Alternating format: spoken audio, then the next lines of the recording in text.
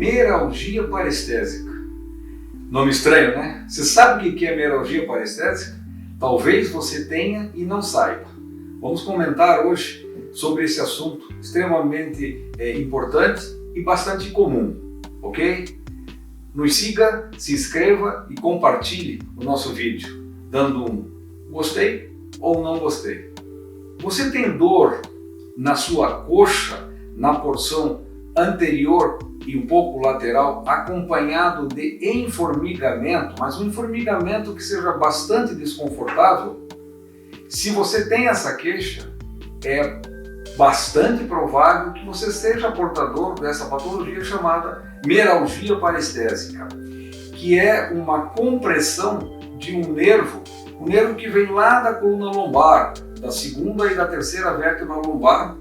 Esse nervo, ele passa muito próximo ao osso ilíaco, a porção anterior da nossa bacia, e ele sofre uma compressão ali por determinados fatores.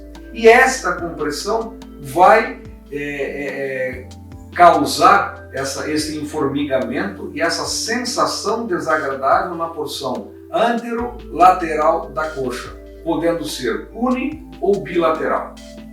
Para melhorar o entendimento, eu vou mostrar aqui a anatomia para você ter uma ideia de onde esse nervo passa, que é na porção anterior ali do quadril. Veja bem, ele vem lá da coluna lombar, da raiz L2, L3, e forma esse nervo que chama-se nervo cutâneo lateral. Tendo essas estruturas, ele passa por esse canal e aí ele poderá ter um fator compressivo. Várias causas, várias situações podem causar esta compressão. No nosso dia a dia, os pacientes que apresentam essa queixa com maior frequência são os pacientes com obesidades, vamos usar o termo mais claro, que tem um pouco mais de barriga. Isso é bastante frequente em pacientes que têm que dirigir durante um longo tempo. É uma patologia onde acomete frequentemente os caminhoneiros, por exemplo. A mulher gestante pode ter esse tipo de queixa. Roupas apertadas, dependendo da moda, as mulheres principalmente usavam uma calça meio baixa com o uso de um cinto, e era muito frequente. Muitas vezes os pacientes vinham com esse tipo de vestimento e eu dizia, olha, provavelmente esteja sendo causado por essa roupa apertada. Porém, não podemos deixar de investigar, de questionar se o paciente é diabético. E agora, pós-pandemia, muitos pacientes vêm apresentando, principalmente os pacientes que ficaram internados em prono, ou seja, de barriga para baixo, durante um longo tempo na UTI. Esse tipo de postura pode ter comprimido esse nervo, e uma das queixas que esse paciente pós-Covid apresenta é a meralgia parestésica. O diagnóstico, como toda patologia, ela começa se colhendo esses dados, como eu expus na sua anamnese, e o exame físico desse paciente é extremamente importante, onde você denota que nesta porção anterolateral da coxa, o paciente tem uma alteração de sensibilidade e muitas vezes ele tem uma sensibilidade mais alterada, ou seja, tem um pouquinho mais de dor nessa porção, mas o enformigamento é o mais comum. Muitas vezes, só com o exame clínico e o exame físico, o diagnóstico é fechado.